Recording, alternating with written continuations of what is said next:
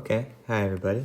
So let's do part A first. So let me just move part B out of the way somewhere. Let's move it down here. Okay. Explain how multiplying by a complex number z rotates and scales, that means sort of stretches the plane. So let's just give a name to our complex number. Let's call it z. Well, this actually hides information.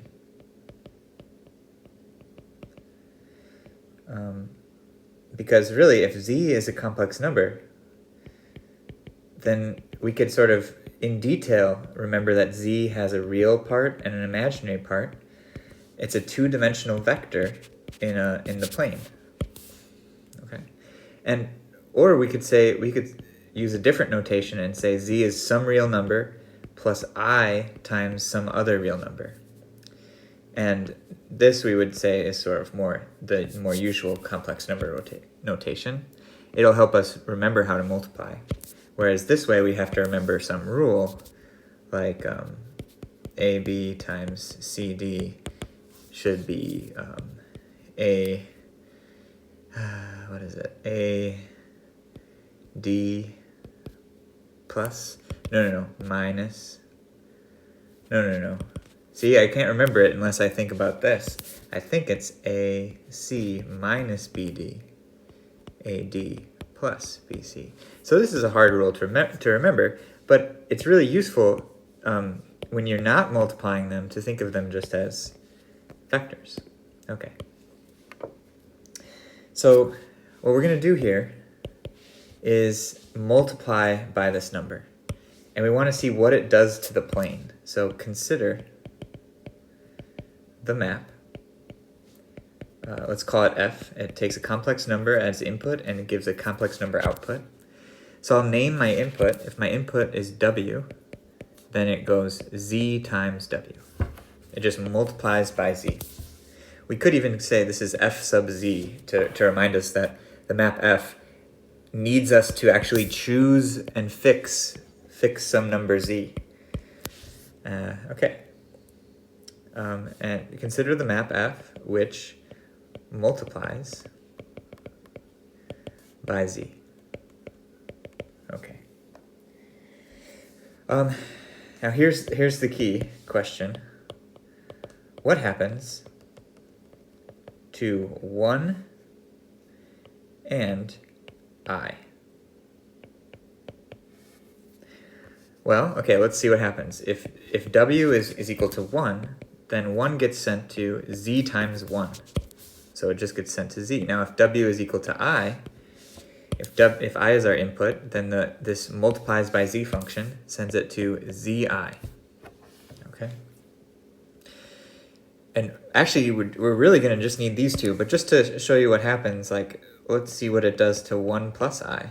If 1 plus I is our input, then it gets sent to z times 1 plus I, which we can distribute, and we get z plus zi. So z plus zi. Do you see what I did there? In fact, we're just adding these. So if I just have 1 plus I, then I get z plus zi. Interesting. Let's draw this as a picture. Here's the complex plane. Here's 1. That's the number 1. And it gets sent to z. So let's make up a z. I didn't actually pick z, but whatever z should be somewhere. So z could be here. And then 1 gets sent to this number. Okay. But let's just keep it, let's put z right there. So 1 gets actually rotated by some amount and then scaled out by some amount. And it actually gets rotated exactly by the angle that z makes, and it gets stretched by the size of z. Okay. Let's see what happens to I. Well, if this is I, there's I. Here is I. Now, where does it go? it goes to z times I. But we know what I does. It rotates by 90 degrees. It'll go right there. Z times I.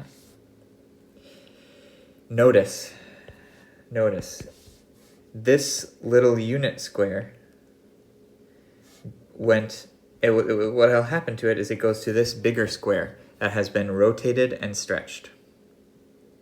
If you don't believe me, let's look at our last 1 plus I example. That is right here. Where does it go? Well, it should go to z plus zi, which is right here. And so you do see that this whole square is really just getting rotated and stretched.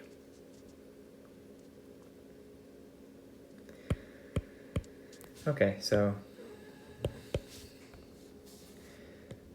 rotate and then stretch by, well, we stretch by whatever the size of z is, and we rotate by the angle of z, or some people call this the phase of z. And I think our book calls it the argument, arg of z. But whatever it is, you know it's this angle here. Okay. So that, to me, this explains what's happening and why we're getting a rotation and a scaling. Okay. So now, you'll learn more about this in Math 250, which is called linear algebra, because multiplication by z is a linear map. What it does is it just goes zu plus zw. So it sort of distributes through addition nicely, and it also distributes through scalar multiplication and in a nice way. And so these maps that do this are called linear, and you know exactly what a linear map does once you know what it does to a basis. Here's the basis. 1 is really just our 1, 0 vector, which we used to call E1 in Math 155, and I is the 0, 1 vector, which we used to call E2. And there's really no difference, and so that's why we're getting this rotation scaling. It really comes from the fact that I rotates by 90 degrees.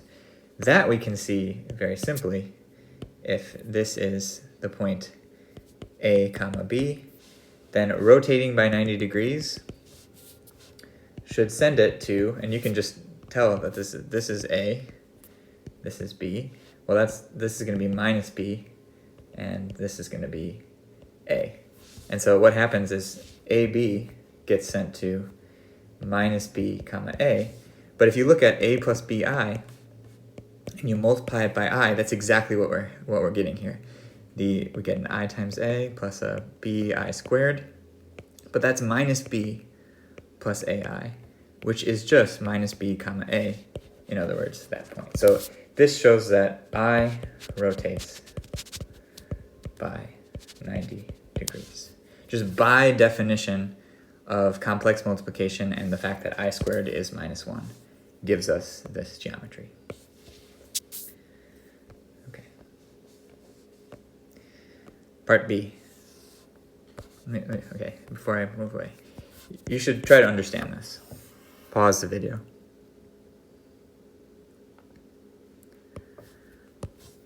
Okay. Okay, so let's do part B then. So if z happens to be this specific complex number, what we'll first notice is that the size of z is 1. Why? Because the size of z is this squared plus this squared, square root, but that's just cos squared plus sine squared of the same angle, 1/5 of 2 pi, and that is 1. Square root of 1 is 1. Okay, if you don't like square roots, then you can just calculate this number, and it's just cos squared plus sine squared. So what this means is that geometrically, there is a unit circle in the complex plane. And where are we? Well, we should go not a full 2 pi, but only 1/5 of 2 pi. So that's somewhere like here. We should go 1/5 of 2 pi. And that gets us to z. Okay, well then, what's z squared? Well, z squared is just z multiplied by z. So what I'm going to do is I'm just going to rotate by 1/5 of 2 pi and scale by 1. In other words, I'm not going to scale at all. I'm just going to stay and just rotate. And here I am to z squared. And then if I multiply by z again, I just rotate and scale. And I go down here. That's z to the third. And if I rotate and scale again, here, and then if I do it 5 times, z to the 5th is actually back at 1 because I chose the angle 1/5 of 2 pi. When I raise it to the 5th power, I get 2 pi.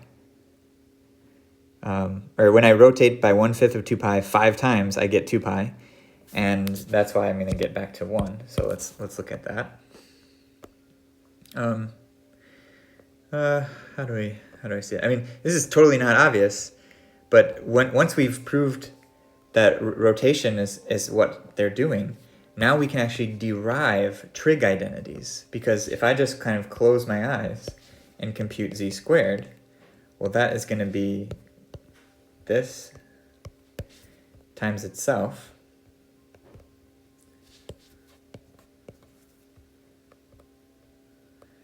This is going to be horrible.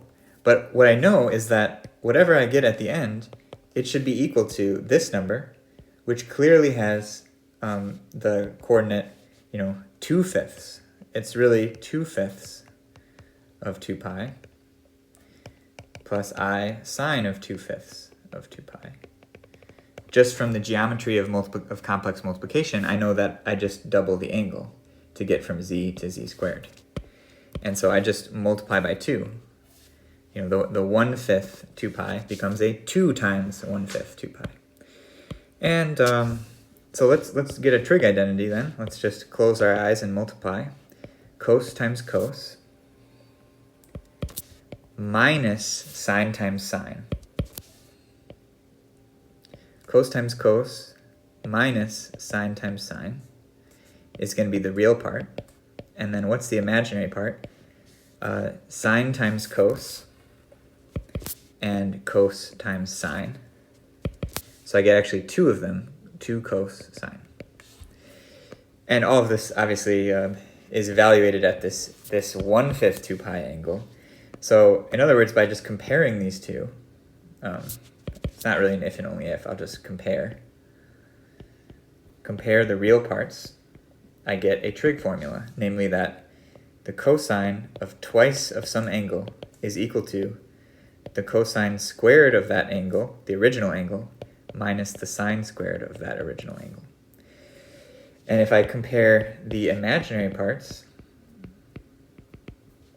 this and this, I just sort of ignore the I, it's just a placeholder, and I just look at these numbers. And what I see is that the sine of twice some angle will be equal to twice the cosine of the angle times the sine of the angle.